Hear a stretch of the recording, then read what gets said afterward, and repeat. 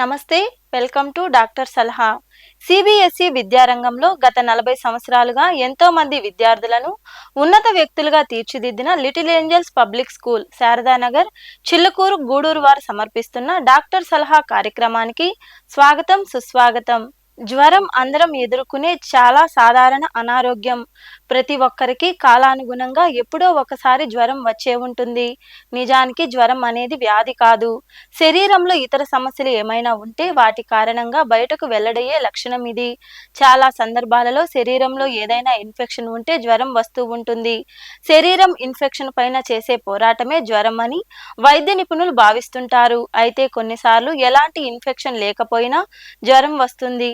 జ్వరాల విషయంలో సాధారణంగా మనం చేసే పొరపాట్లను గూర్చి అవగాహన కల్పించాలనే ఉద్దేశంతో నెల్లూరు శ్రీహరినగర్లో ఉన్న షైన్ హాస్పిటల్ నందు వైద్య సేవలు అందిస్తున్న డాక్టర్ కమల్ కుమార్ వల్లూరు, ఎండి, ఇంటర్నల్ మెడిసిన్, గోల్డ్ మెడలిస్ట్ గారు ఈ రోజు మన డాక్టర్ సలహా కార్యక్రమం ద్వారా వారి సలహాలను, సూచనలను తెలుసుకుందాం.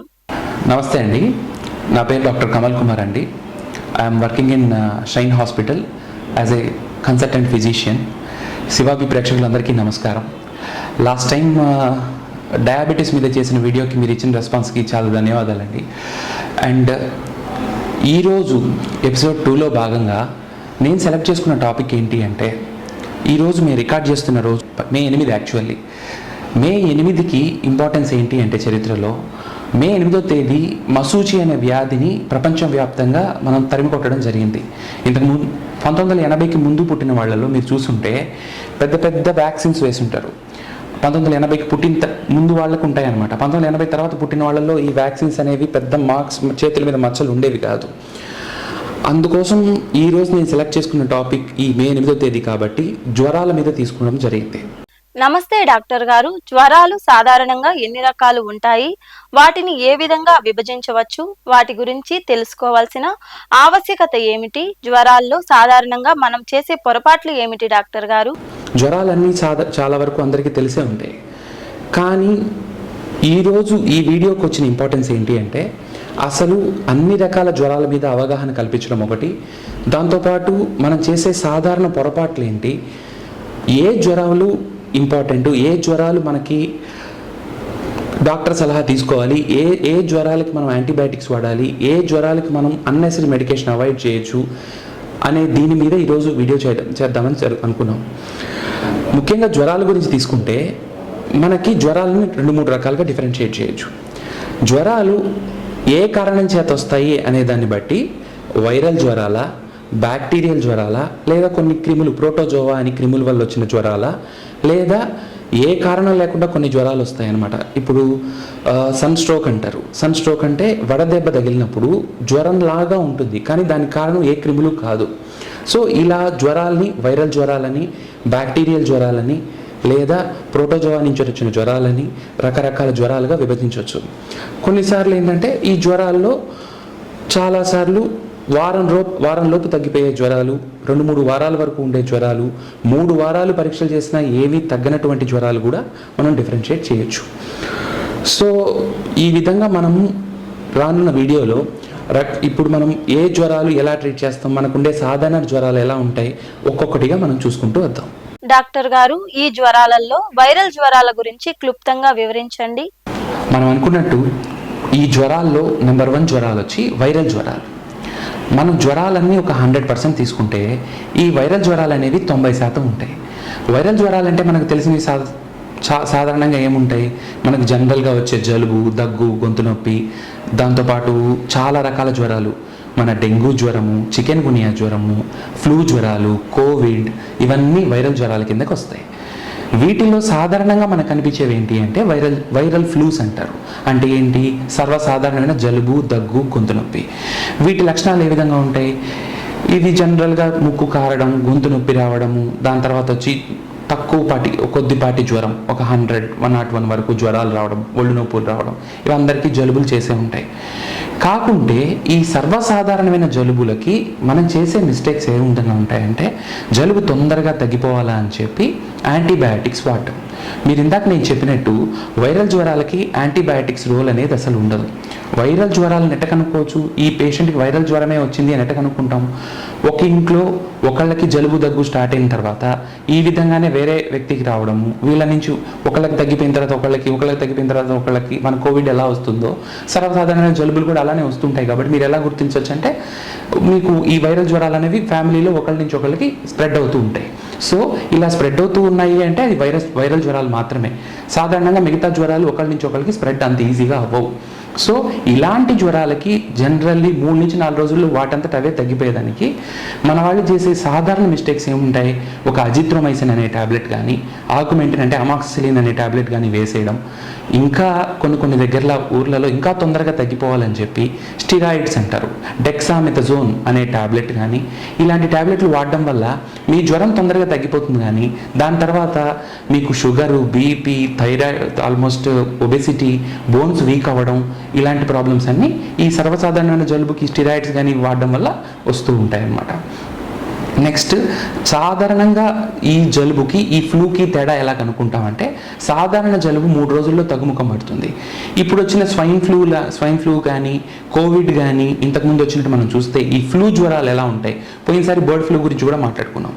ఈ బర్డ్ ఫ్లూ కానీ, స్వైన్ ఫ్లూ కానీ ఎలా ఉంటాయంటే 3 నుంచి 5 రోజుల్లో తగ్గుముఖం పట్టకపోగా విపరీతమైన జ్వరం రావడము, ఆయాసం రావడము, ఇలా ఉన్నప్పుడు ఇది సాధారణ జలుబు కాదు, ఓన్లీ ఇది సమ్ ఫ్లూ లాంటివి, కొంచెం తీవ్రత ఎక్కువ కలిగిన వైరల్ జ్వరాలు అని తెలుసుకోవడం మనకు ఇంపార్టెంట్ అనమాట. సో వైరల్ జ్వరాల్లో 90% జలుబు, దగ్గు లాంటి వాటంతట అవే తగ్గిపోతాయి. వాటికి మనం జస్ట్ పారాసిటమాల్ అనే ట్యాబ్లెట్ కానీ, సిట్రజన్ అనే ట్యాబ్లెట్ కానీ, మరీ జలుబు ఎక్కువైతే వాడితే సరిపోతుంది. ఇంకా చెప్పాలంటే ఉప్పు నీళ్ళతో గొంతుని పుక్కిలించడము, ఇలాంటి సింపుల్ టెక్నిక్స్తో సాధారణ జలుబుని తగ్గించవచ్చు. సాధారణ జలుబుకి యాంటీబయాటిక్స్ వాడాల్సిన అవసరం లేదు, స్టెరాయిడ్స్ అంతకన్నా అవసరం లేదు. డెంగ్యూ జ్వరం యొక్క లక్షణాలు ఎలా ఉంటాయి? డెంగ్యూ జ్వరంలో ప్లేట్లెట్స్ ఎక్కించుకోవాల్సిన అవసరం అందరికీ ఉంటుందా, లేదా కొంతమందికి మాత్రమేనా డాక్టర్ గారు? వైరల్ జ్వరాల్లో మాట్లాడుకుంటూ నెక్స్ట్ ఇంపార్టెంట్ వైరల్ జ్వరం ఏంటి అంటే, మనందరికీ చాలా తెలిసినటువంటి, చాలా మనకి ఈ జ్వరం అంటే చాలా భయం వేస్తుంది. అటువంటి జ్వరం ఏంటి అంటే డెంగ్యూ జ్వరం. ఇంకా రానున్న కాలం ఏంటంటే వర్షాకాలం, మన ఎండాకాలం అయిపోయిన తర్వాత వర్షాకాలంలో అందరికీ పరిచయం అయ్యే జ్వరం డెంగ్యూ జ్వరం. డెంగ్యూ జ్వరానికి కారణం కూడా వైరస్ మాత్రమే. కానీ ఈ వైరస్ అనేది జనరల్లీ దోమల ద్వారా వ్యాప్తి చెందుతుంది. ఈ దోమల ద్వారా వ్యాప్తి ఎలా చెందుతుంది? ఈ డెంగ్యూ వైరస్ వచ్చే దోమ యొక్క స్పెషాలిటీ ఏంటి అంటే, అది న్యాచురల్గా ఉండే వాటర్లో పెరగదు. ఇప్పుడు మన ఇంట్లో ఉండే కూలర్లు, మనం తాగేసి విడిచిపెట్టిన కొబ్బరి టెంకలు, లేకపోతే వాటర్ బాటిళ్లలో ఉండే నీళ్లలో పెరుగుతుంది. అండ్ ఈ దోమలు కూడా ఎక్కువగా మధ్యాహ్నం పూట కుడుతూ ఉంటాయి. సో డెంగ్యూ జ్వరం అంటే మనందరం ఎందుకు భయపడతాం? ప్లేట్లెట్ కణాలు తగ్గిపోతాయి అనే భయంతో చాలా భయపడుతూ ఉంటారు. డెంగ్యూ జ్వరం అనేది ఒక టిపికల్ ఒక కోర్స్ లాగా ఫాలో అవుతుంది. డెంగ్యూ జ్వరాన్ని ఎలా గుర్తించాలి? డెంగ్యూ జ్వరం దోమలు కుట్టిన తర్వాత 3 నుంచి 4 రోజుల తర్వాత విపరీతమైన జ్వరంతో కూడిన ఒళ్ళు నొప్పులు ముందు స్టార్ట్ అవుతాయి. అంటే ఫస్ట్ 3 నుంచి 4 రోజుల మటుకు విపరీతమైన జ్వరం వస్తుంది. దాని తర్వాత ఏమవుతుంది? మిగతా 3 రోజులు, ఇది 9 రోజులుగా ఉంటుంది డెంగ్యూ జ్వరం. ఫస్ట్ 3 రోజులు ఎక్కువగా జ్వరం, ఒళ్ళు నొప్పులు ఇలాంటివి ఉంటాయన్నమాట. వీటిల్లో అసలు పారాసిటమాల్ ట్యాబ్లెట్ వేసుకున్నా కూడా తగ్గదు, ఒళ్ళు నొప్పులు చాలా తీవ్రంగా ఉంటాయి. నెక్స్ట్ 3 రోజులు ఏ విధంగా ఉంటుందంటే పేషెంట్ డిహైడ్రేషన్లోకి లోన్ అవుతారు. అంటే ఎక్కువగా వాటర్ని కోల్పోవడం జరుగుతుంది. అంటే 4, 5, 6, 7 రోజుల్లో. సాధారణంగానే 7, 8, 9 రోజుల్లో మనకేమవుతుందంటే ఈ డెంగ్యూ జ్వరం అనేది తగ్గుముఖం పడుతుంది. ఫస్ట్ 3 రోజులు డెంగ్యూ జ్వరం ఓన్లీ జ్వరము, ఒళ్ళు నొప్పులు మాత్రమే ఉంటుంది. ప్లేట్లెట్ కణాలు ఈ 3 నుంచి 4 రోజుల్లో జనరల్గా తగ్గవు. ఆఫ్టర్ 4 రోజుల తర్వాత ఏమవుతుంది? జ్వరం తగ్గిపోయిన తర్వాత 4వ రోజు నుంచి ప్లేట్లెట్ కణాలు తగ్గడం మొదలవుతాయి. కానీ సాధారణంగా పేషెంట్లు ఏం చేస్తారంటే ఫస్ట్ 3 రోజుల్లో హాస్పిటల్కి వచ్చి అడ్మిట్ అవ్వడము, ఫస్ట్ 3 రోజుల్లోనే టెస్టులు చేయించుకోవడం జరుగుతుంది. సాధారణంగా డెంగ్యూకి సంబంధించిన టెస్టులు 3 నుంచి 4 రోజుల వరకు జనరల్గా పాజిటివ్ రావు. సో మీకు ఏదైనా జ్వరం వచ్చి ఒళ్ళు నొప్పులు వస్తుంటే, ఎక్కువగా ఒళ్ళు నొప్పులు వచ్చి ఉంటుంటే అది డెంగ్యూ జ్వరం కూడా అయ్యి ఉండవచ్చు. అలాంటప్పుడు మీరు 3 రోజుల తర్వాత బ్లడ్ టెస్ట్ చేసుకుంటే ఉపయోగం, కానీ ముందుగానే బ్లడ్ టెస్ట్ చేసుకోవడం వల్ల మీకు డెంగ్యూకి సంబంధించిన టెస్టులు పాజిటివ్ రాకపోవచ్చు. సో ఎట్లా మనకు ప్లేట్లెట్ కణాల గురించి మనకు భయం ఉంటుంది కాబట్టి ప్లేట్లెట్ కణాలు తగ్గేది జ్వరం తగ్గిపోయిన తర్వాత నుంచి. ఏ జ్వరమైనా జ్వరం తగ్గిపోతే ఆల్మోస్ట్ మనం తగ్గిపోయిందని సంతోషపడవచ్చు. కానీ డెంగ్యూ జ్వరంలో జ్వరం తగ్గిన తర్వాతే మనకు అసలైన సీరియస్ ఇష్యూస్ వచ్చేవన్నీ జ్వరం తగ్గిన తర్వాత మాత్రమే స్టార్ట్ అవుతుంది. కాబట్టి జ్వరం తగ్గిపోయిన తర్వాత 4, 5, 6 రోజుల్లో అప్పుడు ప్లేట్లెట్ కణాలు మనకి సాధారణంగా 1.5 లక్షల నుంచి 4 లక్షలు ఉండే ప్లేట్లెట్ కణాలు మనకి 4వ తేదీకి 4వ రోజుకి ఆల్మోస్ట్ 1,00,000కి రావడం, 5వ తేదీకి 90,000కి రావడం, 6వ తేదీకి 60,000 అలా తగ్గుతూ వచ్చి 90% కేసుల్లో వాటంతట అవే 7వ రోజు నుంచి పెరిగిపోతాయి. పేషెంట్ జనరల్ ఏమనుకుంటారంటే మేము ఈ బొప్పాయి ఆకులు తినడం వల్లనో లేదా ఇంకేదైనా చేయడం వల్లనో ఈ కణాలు పెరిగాయి అనుకుంటారు. మీరు ఏం చేసినా చేయకపోయినా సాధారణ డెంగ్యూ జ్వరంలో మీరు 7వ రోజు నుంచి ప్లేట్లెట్ కణాలు న్యాచురల్గా బాడీ ఉత్పత్తి చేస్తుంది. చాలాసార్లు ఈ డెంగ్యూ జ్వరంలో చేసే పొరపాట్లు ఎట్లుంటాయంటే ఈ ఒళ్ళు నొప్పులు అనేవి తట్టుకోలేక ఎక్కువగా నొప్పుల మాత్రలు వాడతారు. డైక్లోఫెనాక్ అని, అసిక్లోఫెనాక్ అని కానీ, స్టీరాయిడ్స్ అని కానీ ఇస్తారు. ఆల్రెడీ ఏమవుతుందంటే మనకి డెంగ్యూ జ్వరంలో బ్లీడింగ్ కాంప్లికేషన్స్ అంటే మనకి రక్తం కారే ప్రాబ్లమ్స్ రావచ్చు. ఈ పెయిన్ కిల్లర్స్ కానీ ఈ స్టెరాయిడ్స్ కానీ ఇచ్చినప్పుడు మీకు ఈ రక్తం కారే ప్రాబ్లమ్స్ ఇంకా పెరుగుతాయి. కానీ టెంపరీగా జ్వరం తగ్గిపోయిన తర్వాత ఇంకా ప్లేట్లెట్స్ తగ్గడము, మనకి లోపల అన్నవాహికలో బ్లీడింగ్ అవ్వడము ఇంకా ఎక్కువ అవ్వచ్చు. సో ఫస్ట్ 3 నుంచి 4 రోజులు ఓన్లీ పారాసెటమాల్ ట్యాబ్లెట్ వాడుకోవడం, 4వ రోజు ప్లేట్లెట్ బ్లడ్ టెస్ట్ చేసుకోవడం. మరీ తక్కువ ఉంటేనే ఎప్పుడు ప్లేట్లెట్ కణాలు ఎక్కిస్తారు డెంగ్యూ జ్వరంలో అంటే ఎప్పుడైనా ఎక్కడైనా మనం రక్తం కారుతున్నప్పుడు అంటే చిగుళ్ళలో కానీ, మోషన్ పోయేటప్పుడు కానీ, యూరిన్లో కానీ, అట్లా బ్లీడింగ్ అవుతున్నప్పుడు కానీ, ఆర్ చర్మం మీద ఎర్రటి మచ్చలు ఏర్పడినప్పుడు కానీ ఇలాంటప్పుడు మాత్రం ప్లేట్ ఎక్కిస్తారు. అండ్ ఒకవేళ ఇవన్నీ పేషెంట్కి ఏం లేవనుకోండి 10,000 వరకు కూడా మనం ప్లేట్లెట్ కణాలు ఎక్కించాల్సిన అవసరం లేదు. మనకు సాధారణంగా మేము చూస్తుంటాం 50,000 కన్నా తగ్గంగానే పేషెంట్ చాలా భయపడిపోయి ప్లేట్లెట్ కణాలు ఎక్కించేయండి అంటారు. సాధారణంగా డెంగ్యూ జ్వరంలో అనవసరంగా ప్లేట్లెట్లు ఎక్కిస్తే కూడా ఫ్యూచర్లో చాలా సమస్యలు వచ్చే ఇది ఉంటుంది. కాబట్టి 90% ఆఫ్ ద టైమ్స్ 90% పేషెంట్లు ఓన్లీ పారాసెటమాల్ ట్యాబ్లెట్తో అండ్ నీళ్లు బాగా తాగడం ద్వారా డెంగ్యూ జ్వరం నుంచి కోలుకోవచ్చు. కానీ ప్లేట్లెట్ కణాలు ఓన్లీ 1 to 2% వాళ్ళకే, ఎవరికైతే 10,000 కన్నా మరీ తగ్గిపోతాయి అనుకున్న వాళ్ళకి మాత్రమే ఎక్కించడం జరుగుతుంది. మనం ఎక్కువగా వినే టైఫాయిడ్ జ్వరం గురించి వివరించండి డాక్టర్ గారు. నెక్స్ట్ జ్వరాల్లో ఇంతకుముందు మనం చెప్పుకున్నట్టు వైరల్ జ్వరాలు, 2వ రకం జ్వరం మనం డెంగ్యూ జ్వరం చూసాము. ఇవన్నీ వైరల్ జ్వరంలో ఒక రకాలైతే ఇప్పుడు వచ్చే జ్వరం అందరికీ సుపరిచితమైన జ్వరం. ఇంకా మీరు సర్వసాధారణంగా ఏ జ్వరం అయితే ఎక్కువ వింటారో ఆ జ్వరం పేరే టైఫాయిడ్ జ్వరం. మీరు జనరల్లీ ఏ పేషెంట్కైనా జ్వరం వచ్చిందంటే ఫస్ట్ మాకు చెప్పే జ్వరం ఏంటి అంటే టైఫాయిడ్ జ్వరం వచ్చిందనే అంటారు. ఎందుకు వచ్చిందో ఎందుకు ఎక్కువసార్లు ఈ టైఫాయిడ్ మాట వినపడుతుంది అనేది కూడా నేను చెప్తాను. టైఫాయిడ్ జ్వరం అనేది జనరల్లీ ఇంతకుముందు చెప్పినట్టు వైరల్ జ్వరం కాకుండా ఇది బ్యాక్టీరియా ద్వారా వచ్చే జ్వరం. ఈ టైఫాయిడ్ జ్వరం ఎందుకు వస్తుంది? ఈ బ్యాక్టీరియా అనేవి జనరల్లీ మనకి కలుషితమైన నీరు ద్వారా కానీ కలుషితమైన ఆహారం ద్వారా కానీ తీసుకోవడం వల్ల ఈ బ్యాక్టీరియా మనకి చేరి టైఫాయిడ్ జ్వరానికి మనకు కారకం అవుతుంది. టైఫాయిడ్ జ్వరానికి ఇంకో పేరు ఏంటంటే ఎంటరిక్ ఫీవర్ అంటారు. ఎందుకంటే ఈ బ్యాక్టీరియా పేగులో ఉండడం వల్ల దానికి ఆ పేరు ఏంటంటే ఎంటరిక్ ఫీవర్, పేగుపూత వల్ల పేగుపోతు ఉంటుంది అనమాట ఈ టైఫాయిడ్ వ్యాధిలో. సో దీనికి ఆ పేరు వచ్చింది.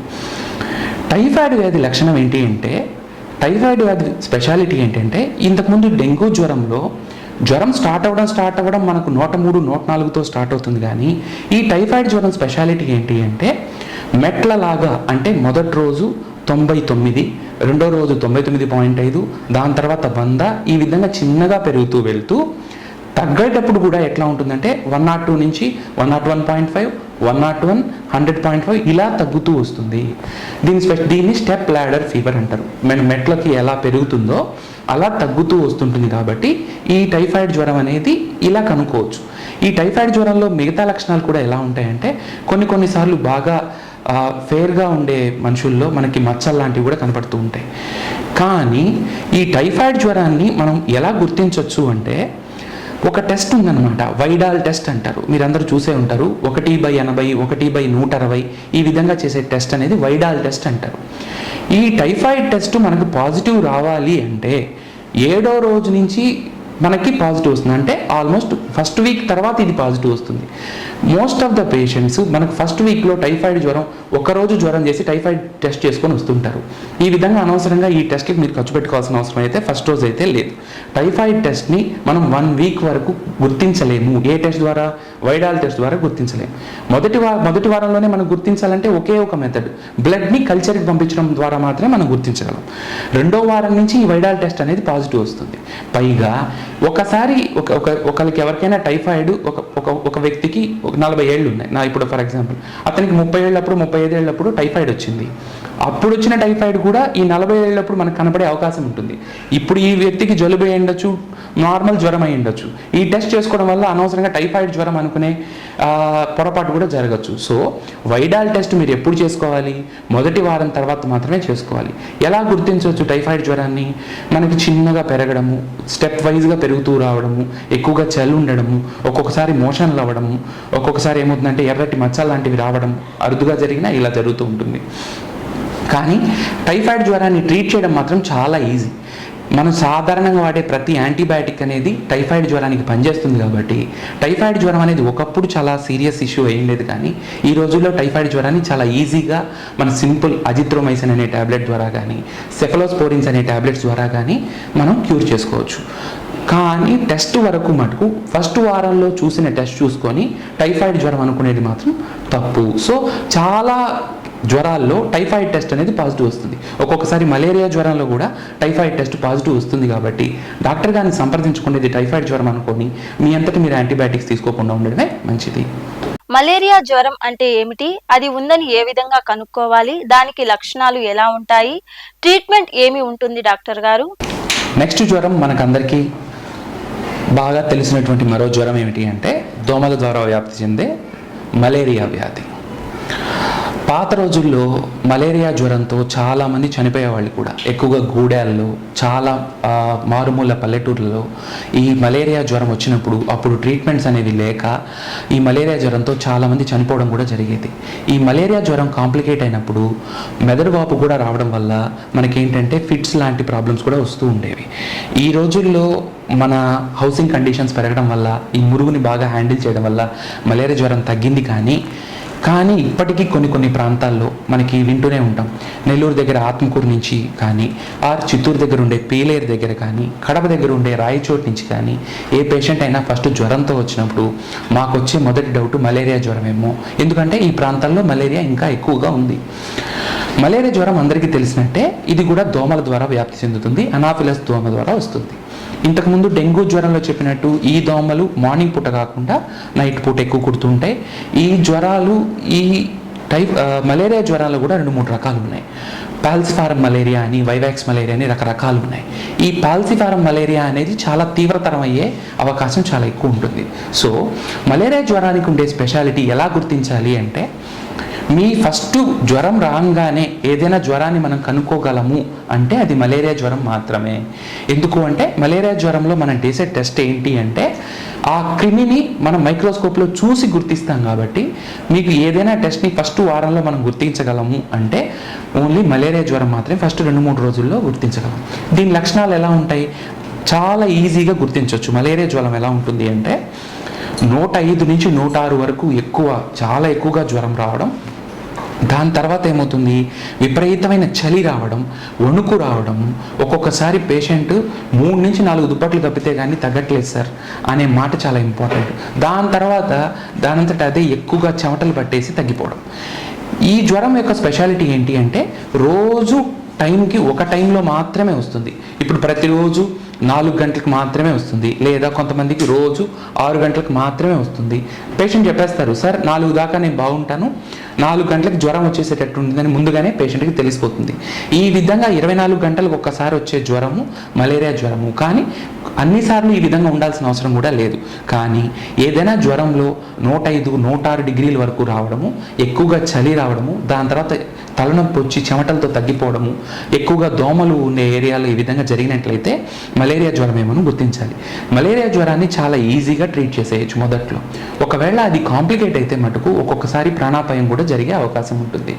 మలేరియా జ్వరాన్ని గుర్తించే బెస్ట్ టెస్ట్ ఏంటి అంటే స్మియర్ టెస్ట్ అంటారు. అంటే మీ రక్తపోటు తీసుకొని గాజు గ్లాస్ మీద మైక్రోస్కోప్లో చూసి గుర్తించడం అనే టెస్టే బెస్ట్ టెస్ట్. కానీ ఈ ర్యాపిడ్ కిట్లు అనేవి సాధారణంగా ఒక్కొక్కసారి రావచ్చు, ఒక్కొక్కసారి తప్పు రావచ్చు. సో మన లక్షణాలను బట్టి మలేరియా జ్వరాన్ని చాలా ఈజీగా గుర్తించవచ్చు. సో మలేరియా జ్వరానికి మరీ ఎక్కువైతే ఇంజెక్షన్ ద్వారా ట్రీట్మెంట్ ఇచ్చుకోవాల్సి వస్తుంది. మలేరియా జ్వరాన్ని అశ్రద్ధ చేయకుండా మటుకు అది ఈ టెస్ట్ పర్టికులర్గా ఈ గాజు గ్లాస్ మీద స్మియర్ టెస్ట్ అనేది చేయించుకోవడం ద్వారా మలేరియా జ్వరాన్ని ఈజీగా మనం ఎరాడికేట్ చేసుకోవచ్చు. జ్వరాల విషయంలో సాధారణంగా జరిగే పొరపాట్లు ఏమిటి? యాంటీబయాటిక్స్ని ఏ విధంగా వాడకూడదు? యాంటీబయాటిక్స్ని విచ్చలవిడిగా వాడడం వల్ల వచ్చే దుష్పరిణామాలు ఏంటి? అదేవిధంగా స్టెరాయిడ్స్ విచ్చలవిడిగా వాడడం వల్ల వచ్చే దుష్పరిణామాలు ఏమిటి డాక్టర్ గారు? ఫైనల్లీ ఈ ఎపిసోడ్లో జ్వరాల గురించి మనం తెలుసుకోవాల్సిన మోస్ట్ ఇంపార్టెంట్ పాయింట్స్ ఏంటి అంటే, జ్వరాలు 90% నేను చెప్పినట్టు వైరల్ జ్వరాలకు కానీ మనకి ఈ పై చెప్పిన జ్వరాలకు కానీ మనం జ్వరమే కదా అనుకుంటాం. వీటి వల్ల మనకు వచ్చే ప్రాబ్లమ్స్ ఏంటి అంటే, జ్వరానికి మిగతా జబ్బులకి ఉండే ఏంటి అంటే, ఇప్పుడు అది వైరల్ జ్వరం అయి ఉండొచ్చు, సాధారణ జలుబు అయి ఉండొచ్చు. మనం ఈ జలుబుకు అవసరం లేని స్టెరాయిడ్ తీసుకున్నప్పుడు ఆ పర్టికులర్ పేషెంట్ షుగర్ పేషెంట్ అయి ఉండొచ్చు, కిడ్నీ పేషెంట్ అయి ఉండొచ్చు, ఆ పేషెంట్కి బీపీ ఉండొచ్చు, ఆ పేషెంట్కి అల్సర్ కూడా ఉండొచ్చు. ఈ ఏ మందులు అవసరం లేని ఈ జలుబులు కానీ వీటికి కానీ స్టెరాయిడ్స్ కానీ పెయిన్ కిల్లర్స్ కానీ ఇచ్చినప్పుడు మనకు ఆ పేషెంట్కి ఉండే షుగర్ పెరగచ్చు. ఇప్పుడు మనకు ఒక ఇంజెక్షనే కదా అనుకున్నప్పుడు మీరు షుగర్ చెక్ చేసుకోకుండా ఉంటే అప్పటి వరకు కంట్రోల్లో ఉన్న మీరు ఆ షుగర్ పెరగచ్చు. సో ఇంకొక ప్రాబ్లం ఏంటి, ఈ స్టెరాయిడ్స్ వల్ల వచ్చిన, ఇంతకుముందు కూడా నేను చెప్తూనే ఉంటాను, స్టెరాయిడ్స్ అనేవి మంచి టాబ్లెట్స్, అవసరమైన జబ్బులకి ఇస్తే చాలా మంచిగా పనిచేస్తాయి. అనవసరంగా వాడితే వాటి యొక్క దుష్పరిణామాలు మనం భరించాల్సి ఉంటుంది. ఇంకొక ఇంపార్టెంట్ పాయింట్ ఈ ఎపిసోడ్ ద్వారా చెప్పాల్సింది ఏంటి అంటే యాంటీబయాటిక్స్. మిగతా జబ్బుల్లో మందులు మన సైన్స్ కనుక్కోవడం అనేది చాలా ఫాస్ట్గా ఉంది. యాంటీబయాటిక్స్ మటుకు లాస్ట్ 10 years నుంచి పెద్దగా కనుక్కోవడం జరగలేదు. యాంటీబయాటిక్స్ మన కొత్త యాంటీబయాటిక్స్ అనేది లేవు.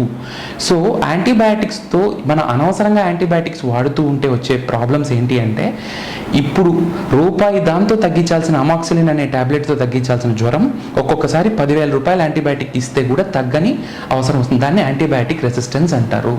సో మీ జలుబులకు కానీ వైరల్ జ్వరాలకు కానీ యాంటీబయాటిక్స్ వాడినప్పుడు మీకు నిజంగా అవసరం ఉన్నప్పుడు యాంటీబయాటిక్స్ పనిచేయవు. సరే, పని చేయకపోతే ఏమవుతుంది, అప్పుడు ఆటోమేటిక్గా మీకు ఏ మందు పెట్టాలో తెలియదు కాబట్టి మనకి ట్రీట్మెంట్ లేట్ అవడం ద్వారా మనం కాంప్లికేట్ అయిపోయే అవకాశం చాలా ఎక్కువగా ఉంటుంది. పైగా ఈ యాంటీబయాటిక్ ఉండే క్రిములు మీతో పాటు వేరే వాళ్ళకు కూడా స్ప్రెడ్ అవ్వడం వల్ల వాళ్ళకు కూడా ఆ యాంటీబయాటిక్స్ పనిచేయకపోగా మనం ఇప్పుడు మేము రెగ్యులర్గా చూస్తున్నాం. ఏ జ్వరాలైతే మనం యాంటీబయాటిక్స్ వాడాలో లేదో ఎలా తెలుసుకుంటాము అంటే, యాంటీబయాటిక్ కల్చర్ చేయాలి.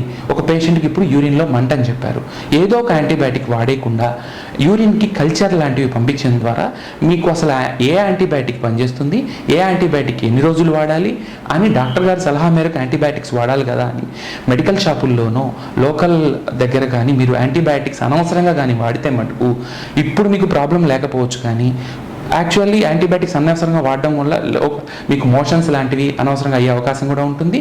పైగా యాంటీబయాటిక్ రెసిస్టెన్స్ వచ్చే అవకాశం ఉంటుంది. కాబట్టి యాంటీబయాటిక్స్ని మిస్యూజ్ చేయొద్దు. సో వైరల్ జ్వరాలు అయితే వెయిట్ చేయండి. జ్వరం అనేది ఒక సాధారణ లక్షణం తప్ప దాని గురించి ఎక్కువగా భయపడాల్సిన అవసరం లేదు. ఎప్పుడు జ్వరానికి భయపడాలి, ఆయాసం కానీ, ఎక్కువగా బ్లీడింగ్ కానీ, ఎక్కడి నుంచి రక్తం రావడం బ్లీడింగ్ కానీ, విపరీతమైన తలనొప్పి కానీ, అన్కాన్షియస్నెస్ అంటే స్పృహ లేకపోవడం కానీ జ్వరంలో వచ్చినప్పుడు, ఇలాంటి డేంజరస్ సిమ్టమ్స్ వచ్చినప్పుడు మాత్రమే మనం జ్వరానికి భయపడాలి. కానీ సాధారణమైన జ్వరాలకి 3 నుంచి 4 రోజుల్లో అవే తగ్గిపోతాయి. కాబట్టి ప్రతి జ్వరాన్ని సీరియస్గా తీసుకోకుండా ఈ పర్టికులర్ లక్షణాలు ఉన్నప్పుడు మాత్రమే బ్లడ్ టెస్ట్లు డాక్టర్ గారిని అడిగి తీసుకొని నిజంగా యాంటీబయాటిక్స్ స్టెరాయిడ్స్ అవసరం ఉంటేనే వాడండి. ఈ ఎపిసోడ్ ద్వారా ఈ మందులు రెండింటిని మిస్యూజ్ కాకుండా కానీ చూస్తే ఎంతో వరకు మనం సక్సెస్ అయినట్టు. ఈ శివాబి ప్రేక్షకులకు ఈ అవకాశం ఇచ్చినందుకు ధన్యవాదాలు. చూశారు కదండి, జ్వరాలకు సంబంధించి సాధారణంగా జరిగే పొరపాట్లను గూర్చి ఈరోజు తెలుసుకున్నాం. ఇవాల్టి డాక్టర్ సలహా కార్యక్రమం ఇంతటితో ముగిస్తూ రేపు మరొక వైద్య నిపుణుల ద్వారా వారి సలహాలను సూచనలను తెలుసుకుందాం. ఈ కార్యక్రమం ప్రతిరోజు మీ శివాబి న్యూస్ ఛానల్ నంబర్ 17 నందు ఉదయం 8:30 తిరిగి మధ్యాహ్నం 2:30 మరియు రాత్రి 9:30 ప్రసారమగును. యువర్స్ శైలజ.